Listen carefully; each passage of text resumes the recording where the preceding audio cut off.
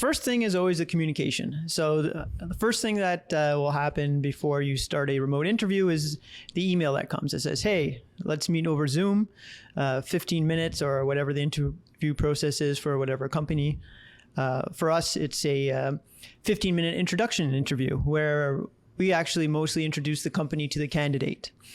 Now, with that email, what's super important is that when somebody asks you to meet with them, is one, respond as quick as possible. The quicker you respond, the more likely you will have an opportunity to continue on the recruitment process because you're one of the first people in.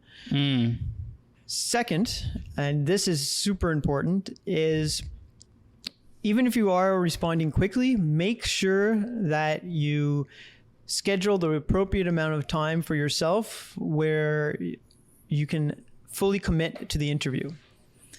What were some of the examples you're sharing before we hit record? Because I gotta say it's true though. It's good to give it like real life examples of what do you mean by, I understand the response thing. That's pretty, self-explanatory. You need to respond as soon as you can, respecting the person on the other end, and you'll be on the top of the pile. But the second tip, right, around time management, any examples of like someone's done something in the past? Yeah, for sure. So if I ask someone to meet with me at 11 a.m. and you have a dentist appointment at 9 a.m., perhaps you should ask to meet the next day, not right after the dentist appointment, and maybe you're all shot up with different drugs and oh no, you might have trouble communicating and speaking because your mouth might be frozen.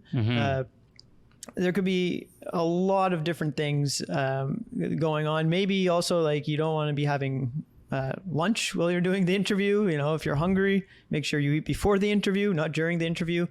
This I haven't seen, but just kind of like as an example, you want to make sure that, you don't have deliveries expected, or you're doing renovations in the house. Like you don't have people coming over to do those renovations as you're trying to do the interview.